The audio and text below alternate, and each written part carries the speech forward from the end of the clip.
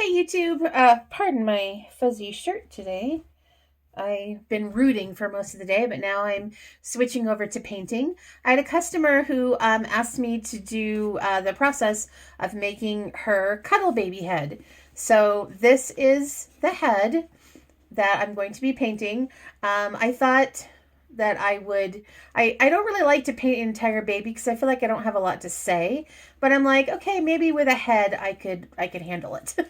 So this is the Lainey head, and she just wants a painted head with eyes and eyelashes, and then she's going to assemble the cuddle baby herself. So that's a great way to get a quality reborn without spending a whole lot of money. So a painted head like this is about $75 with painted hair. So what I've done already is I have done a preparatory layer on the vinyl.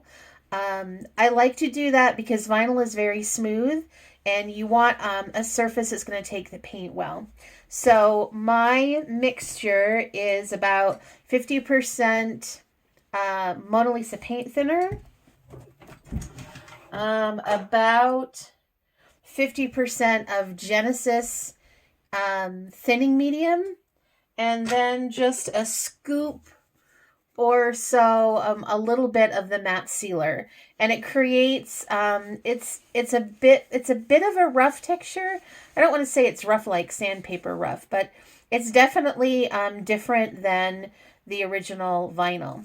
And the other thing I've done, I'm not sure if you can see, maybe if I hold it this way toward the light source, I have a really hard time painting lips. I don't know why it's such a challenge for me. So what I do is I actually draw the lip line using a Prismacolor pencil. And that helps me to see the lip line better. It helps me to sort of map out the lips, so I know exactly where I'm painting. And if worse comes to worse and I have a really, really hard time painting a lip line for some reason, some lip lines are easier to paint than others, then I will just leave that. And that will become my lip line because it's already in red. So I start with doing creases. Now, I know a lot of people don't start with creases. And first of all, I have to say, and all artists say this, but it's true for all artists. All of us watch the same videos and tutorials all of you guys do on YouTube, and we try things and we adapt and we do trial and error, and we each have our own process for painting, and it can be very, very different. So originally, when I first started painting, I went to Bountiful Baby like a lot of people do, and I got the color Creases, which I'm trying to see if I still have some. I don't think I do. But it's a very brownish red, and it looked like the baby was got in the mud or something and then didn't really wash themselves thoroughly. And I quickly figured out that's not the right color. And then I started painting more of like a rose color, kind of like this color. And that was pretty good. But it looked like someone had taken the baby and then like sliced him and diced him, and that didn't look so good. So then I saw an artist who was showing a work in progress, and she showed that she was painting her creases first. And I was like, really?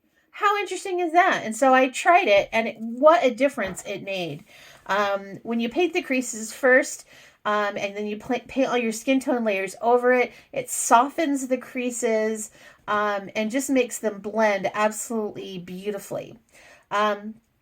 And so for the longest time, I used this color that I showed you as my crease color and did it first. She did actually a really bright, true red color. The artist I saw actually used this color to crease at the beginning. And then I was kind of looking at my creases. I mean, like my own creases, like holding my hand. And one of the things I noticed that is our creases really are not red. They're more of like a gray or a purple. They're more of a shadow. And so I started making my own, and I call it dirty purple or my shadow color. And now this is the color that I crease with. And you can see it's a very thick mixture. And it's made with dioxazine purple and burnt umber to get this dirty purple layer. And so it looks pretty shocking, but that's what I crease with. And I do it right at the beginning. So let's get started here. So I'm going to take a cosmetic wedge as well. And I'm going to get a thin brush.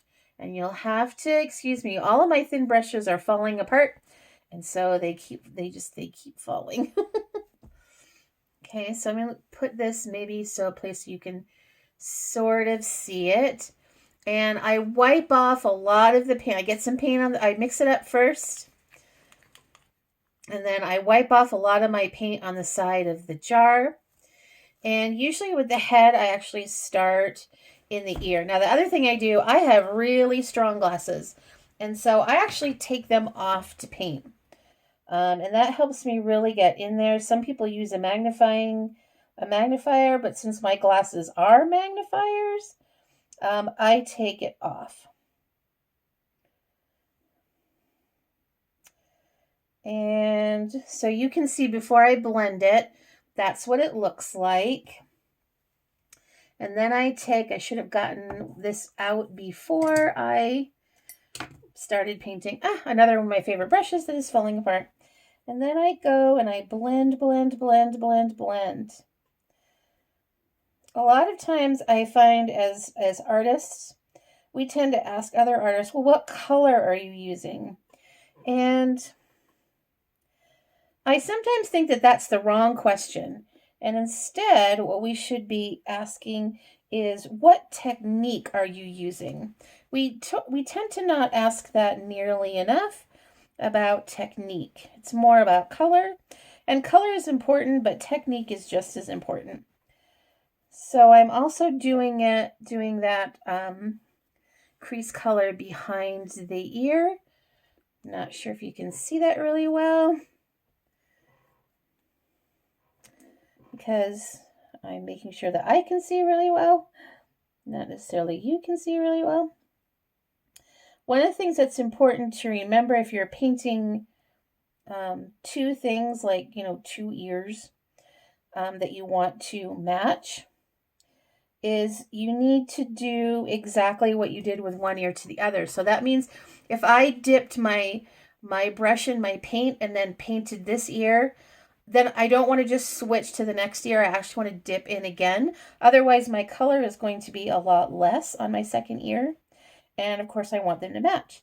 So that's really important with things like hands as well and feet. Anything that you're painting two of.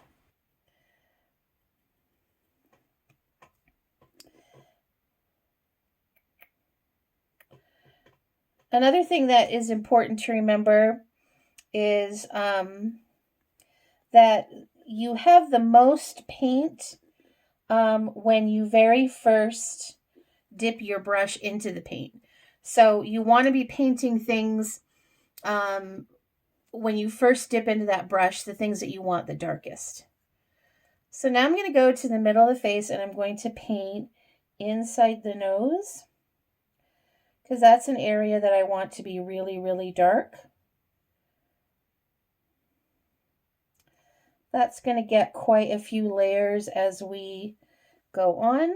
And once I've done that to both nostrils, I'm going to go around that crease of the nose, which again, I want to be quite dark. And then it's blend with my little blendy brush. Now, even though I'm blending quite a bit, it still really stands out at this point, and that's because there's no other paint that's on this doll. So the next thing I think I want to do is inside the mouth, because that's an area that I want to be very, very dark.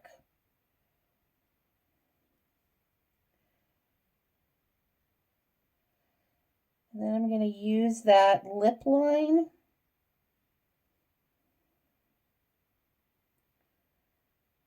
to trace the lips. And again, it looks really, really weird at this point because we don't have any other colors going on. But trust me,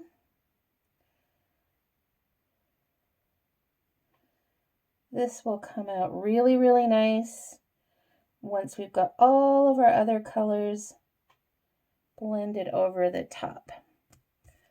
So there we go. Now we're just going to blend it a little bit. And when I'm blending, I'm blending down into the mouth. The other thing I want to get to is that little, called a sucking blister right there in the middle. And then once I do that, I'm really going to try to avoid that area when I'm painting. So we have our little chin. We have some creases. And again, I have very little color on my brush at this point. Very little color. But still, even though I have very little color, it's still looking pretty bold at this point. Now I'm doing the crease underneath the chin.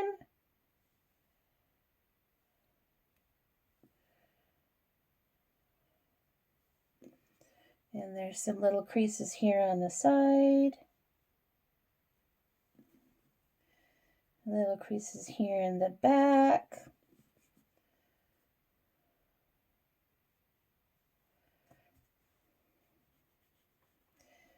And then I'm blending them.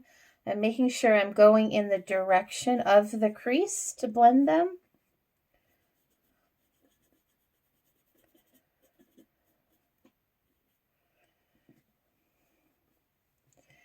And sometimes a little fuzzy. And sometimes if I feel like one of the things I'm not liking about this crease right here, see how it has like a definite beginning and ending, and I really don't want that. I want it to just sort of fade away. So what I do is I just grab a little bit of thinner, get my brush a little bit damp, and then that will help that to be less noticeable. I'm trying to decide now if those creases around the eyes, if I want to do them. And I think I do. I think I do.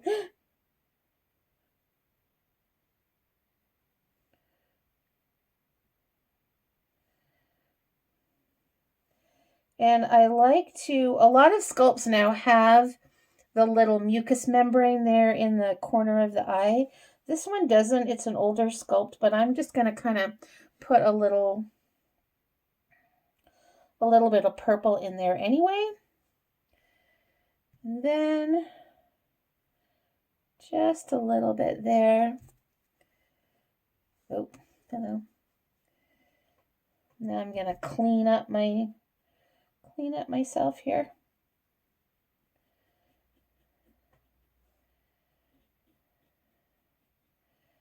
And these creases around the eye, I really want them to be subtle. And so I'm really not going to do much with them. I mean, I actually am going to do stuff with them. I really want them to be subtle and not too bold. Now I'm just kind of going over everything and making sure that's what I'm looking for. And I think that is. So at this point, I'm going to bake her. Let me grab my glasses. And then we're on to the next layer. Hey there, now we're on to layer number 2. So we've baked our purple shadowy creases. I like to call it shading rather than creases. And now we're going to be doing vein blue and our blue undertones. So for veins, I just use the regular Bountiful Baby vein color.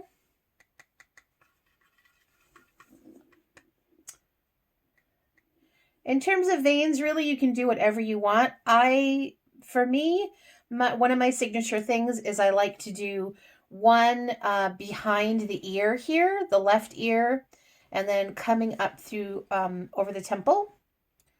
So I'm going to do that one right now. And when you're painting veins, you want to think tree.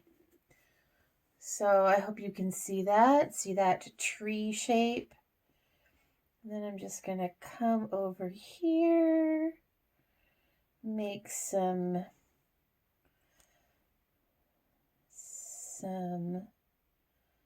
veins right here at the temple. And again, you want to be really subtle with those veins on this is the face after all.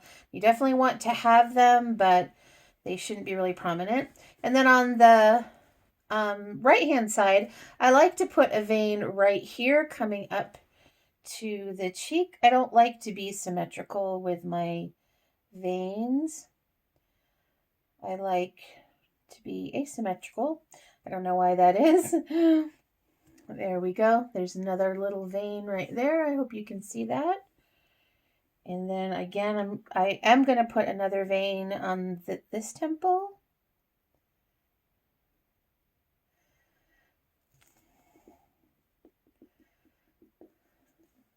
And there's my vein, the other temple. Now the other place that you really want to have a vein is that everybody has a vein that runs right here up the middle of their face and branches off at a Y angle.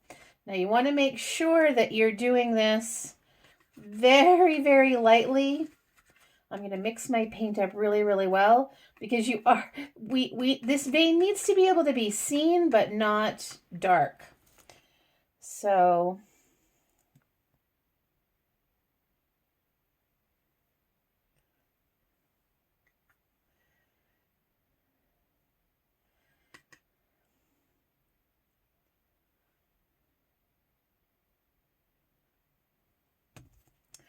I'm immediately going to blot it. There's something about vinyl. Vinyl loves the blues, so you have to be really careful with that blue color. Hopefully you can see that vein. And then in terms of the rest of the veins on the head, you know, it's kind of up to you what you want to do. A lot of this is going to be covered up by hair, so it's not super important that it be, in my mind, that it really be anatomically correct. And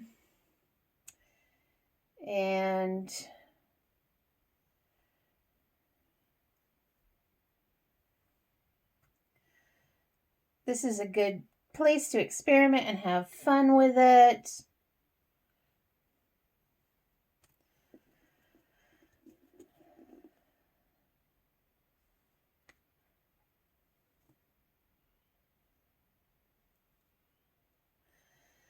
Just remember that tree shape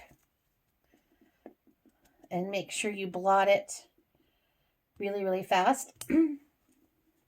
Now, another thing that I want to show you is that even though Genesis is a permanent paint, you can still fix mistakes. So, for example, one of the things I noticed is in the back of the neck, I forgot to blend this crease right there. So what am I going to do about it? Well, first of all, you want to look at this really, really early. You should look over your kit after every layer. And what I'm going to do is I'm going to take a toothpick that I've dipped in paint thinner, and I'm just going to kind of scrub just that edge. I just want to feather that edge a little bit. And then I can just take a cosmetic wedge and kind of smooth it out. I'm going to do the same thing on this side. Just going to rub and scrub the edge of it. And I can do a brush too. And that sort of is going to fix that and make it, you know, the way it should be, which means it should sort of feather. All right, now let's do blue undertones, or really blue-gray undertones. So again, undertoning is something that is one of my pet peeves. A lot of people will just take this vein blue color and maybe water it down a little bit more and use it as their blue-gray undertones. Please don't. If you look at a baby, their undertones aren't blue. They are a blue-gray. So what I do is I mix, I don't know if you can see that really well. I take a little bit of very watered down vein blue. I add a little bit of gray. You can see it better like this. And a lot of nail tip white. So we've got this very watery, very pale blue-gray mixture. And because I don't want the baby to look blue. I don't. And then another thing I do is I go like this with my brush to dab off most of the paint. So I'm going to put some blue-gray shading right in between the eyes. And what we're trying to do is emphasize those areas of a real baby that, and there goes my paint. Whee, that was fun. That are going to be thinner skin. Then I'm also going to go down on either side of the, underneath the nose. And I'm going to go underneath the chin. I'm going to dab that really fast before it really has a chance to set in there really well. And then another area that I like to do is the temples. So we have right here above this the right eye, and right here above the left eye. I'm really going to quickly dab that. And those are two areas of thin skin. And that is very, very, very subtle. Let me grab, sorry, I'm going to grab a brush to kind of get in here. We do not want these areas to look blue. That is the tough part. So I would rather go over it a couple of times, which I think I'm going to do here, than have it be too dark the first time.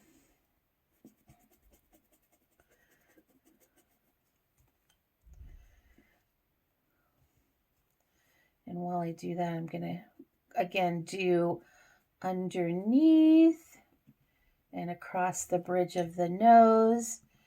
And then we're going to pounce that out. Fantastic. And that is going to be really subtle. It probably won't even show up on camera, but that's actually a good thing. So we are done with that layer. And again, I'm going to go and bake. See you then. Ta-ta for now.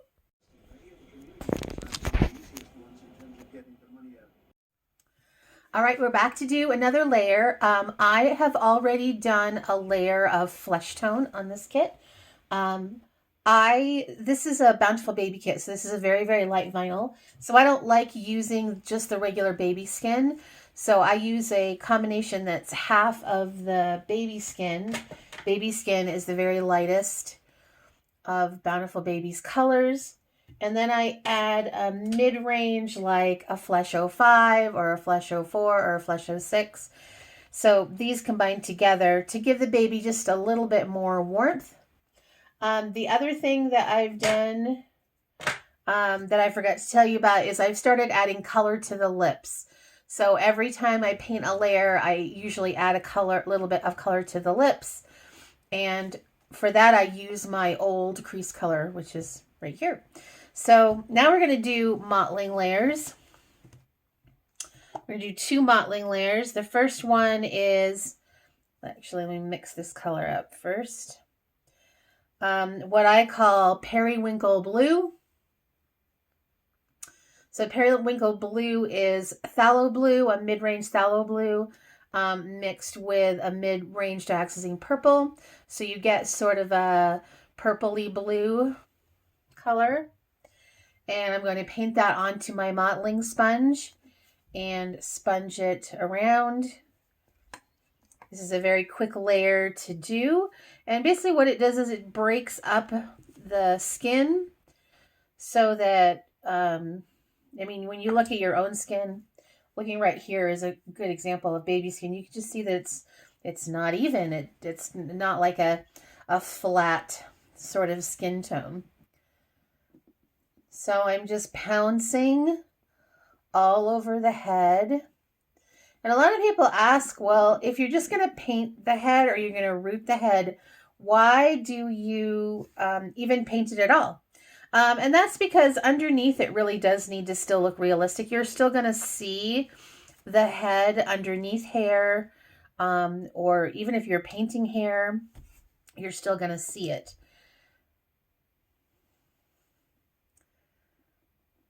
So it's important to still paint it.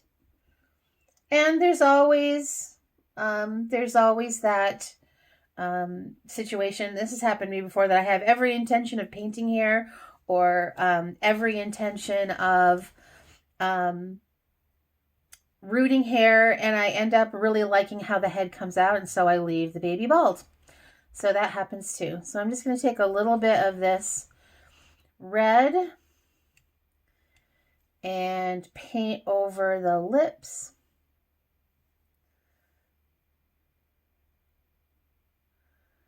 I'm going to go that little spot in between. I'm also going to go into the nostrils because I want them quite dark. And when I'm painting the lips, what I do is I go around the outside of the lips a lot, and then I pull the color into the middle. And that just gives some different color to the lips. Lips ideally shouldn't be all one color. And so that's kind of what I'm going for. All right, now we're going on to our next layer after I bake this one. All right, now we're on to our second mottling layer. That's what she looks like right now. And this is a dioxazine purple model, kind of a mid-range purple.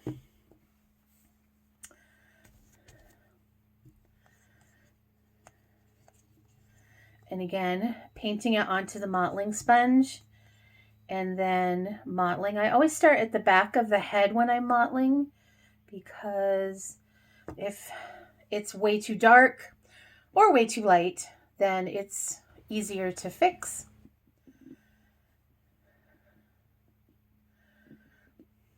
I don't tend to go all over with this one. Usually I do the back of the head and the top of the head first. Then I come and get some more. This is true of all my mottling layers. Come and get some more paint.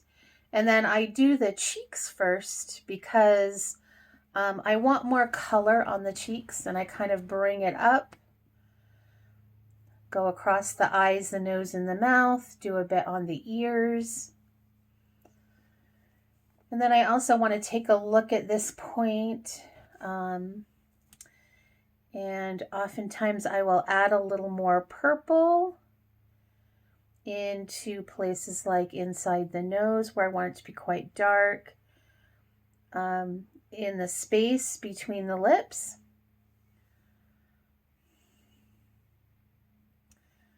And if there's any creases, usually on the face, I don't do this too often, add more to creases, because on the face you really don't want dark creases.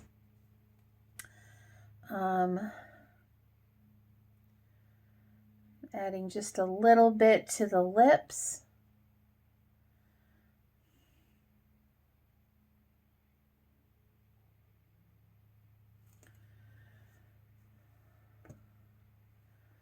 But yeah, everything looks pretty good.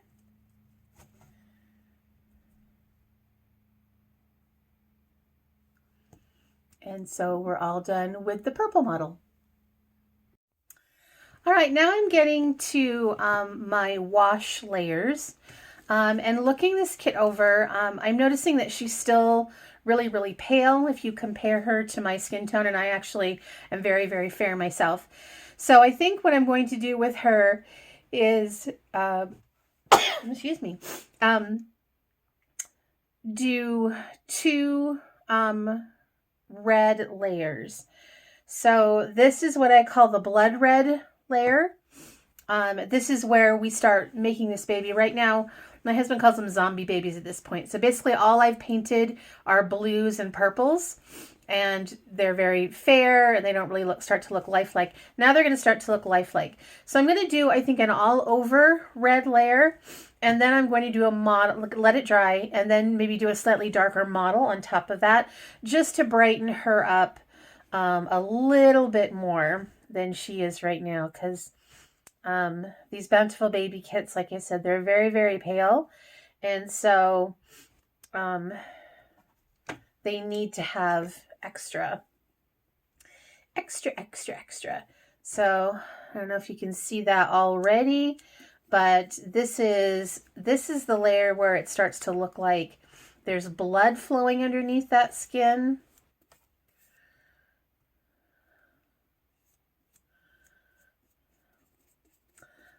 I make this layer by using one of my sort of pinky reds.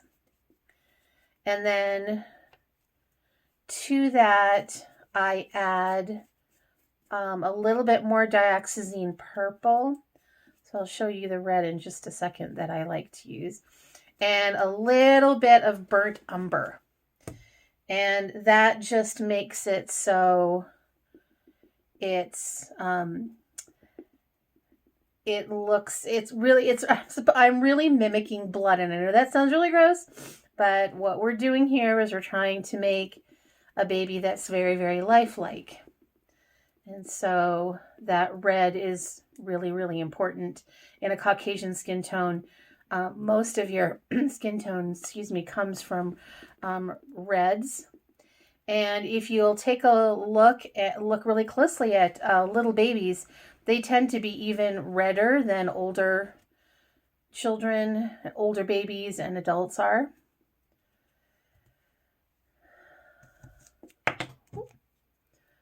So now I'm just going over and making sure that all those places where paint likes to pool are not pooling. Inside and around the ears, the mouth, under the nose. And there we go. Now she's really starting to look a lot more lifelike. So I'm going to set her aside here for a minute and let her dry so I can do that that mottling layer with my mottling sponge. All right, so I ended up doing 2 washes, and then I also did some mottling on this little one, and it's still looking pretty pale. So at this point I do a yellow brightening layer, and I have 2 main mixes that I use. Oh, before I go on, I wanted to show you the color that I use. So I have these from Bountiful Baby. There's a dark red, a medium red, and a light red. This is the color that I use for that blood red model, or blood red wash. You can see it's very, very dark, but it's of course thinned down with thinner. So now I'm going to do a yellow brightening wash, and I use mainly 2 colors. This one is yellow white mixed with a little bit of primary yellow. You can see the color there. And that's what I use for dolls that I want to brighten, but I don't feel need a darker skin tone. And this is yellow ochre, and this is what I use for dolls like this one, where I really feel like they need to be darkened up a little bit. They're just a little too pale.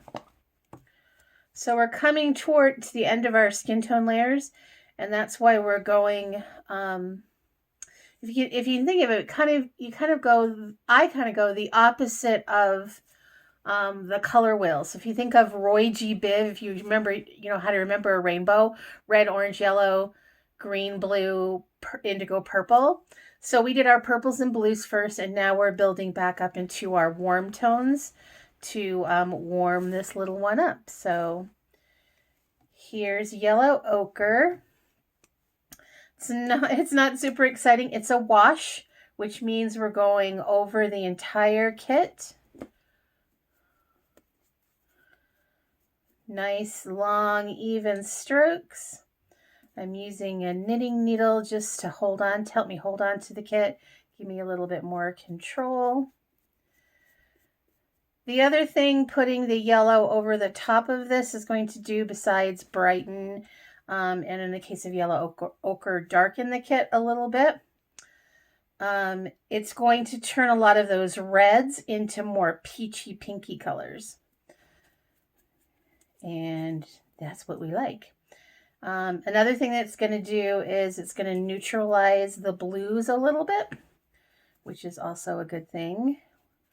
We want those blues to very much be background colors, like the veins and the blue mottling and things like that. Those should definitely be background colors and not something that is immediately obvious. I mean, you definitely want them to be there. We expect to see them there in a baby, so you would expect to see them in a reborn doll. But we don't want them to be in your face. We want them to be more subtle. One of the rules when I'm painting that I use to help me figure out my ratios of paint and whether my paint is too dark or too light, my basic thing that I look for is when I paint it on, I want to be able to definitely see it.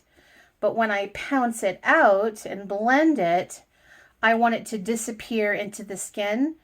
And so I can no longer see like a yellow color. But if I were doing the rest of the doll and not just the head, if I held this next to a limb that hadn't been painted, I want to see a definite difference. And that's how I know that I've got the right tonality of my paint. So we're almost done. We have 2 more flesh tone layers to go. All right, now I'm ready to do the last all over skin tone layer. This is what she looks like now.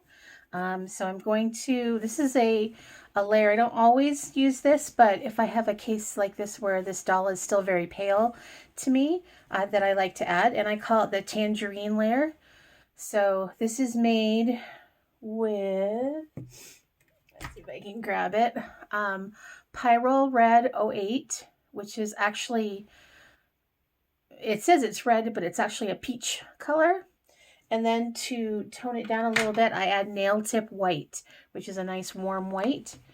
And we get a mixture that looks like tangerine or creamsicles.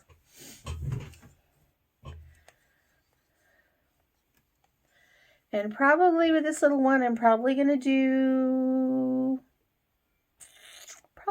2 layers on her. I'm thinking,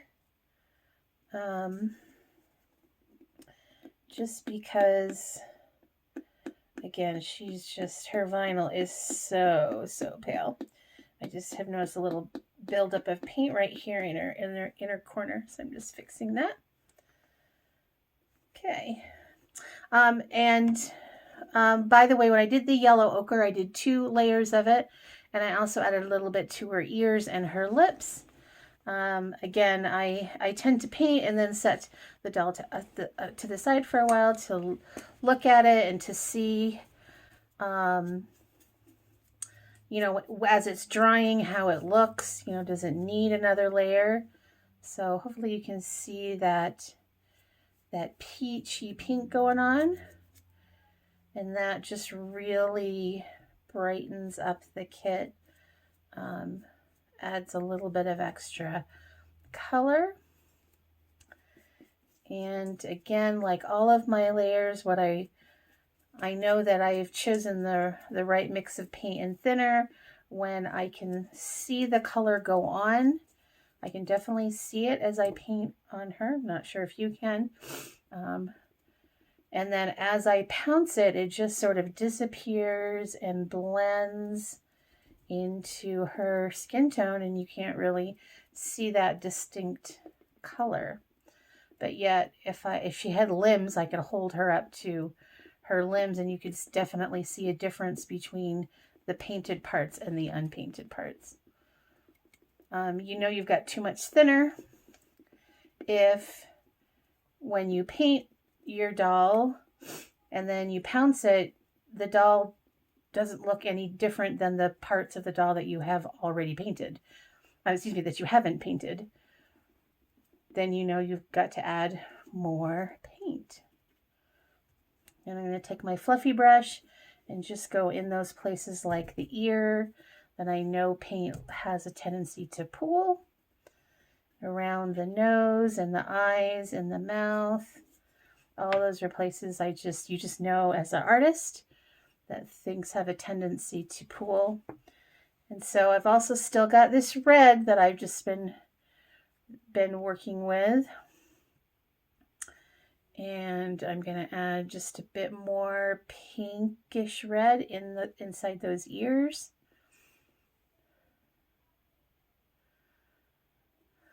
Just going around. And what I'm doing too is I'm getting a lot from the lid, which is a little bit thicker paint. I'm wetting my brush, so it's a little bit darker. And I'm doing a little bit more on her lips. I don't know. I say it's a her, but I don't really know if it's a boy or a girl. A little bit there.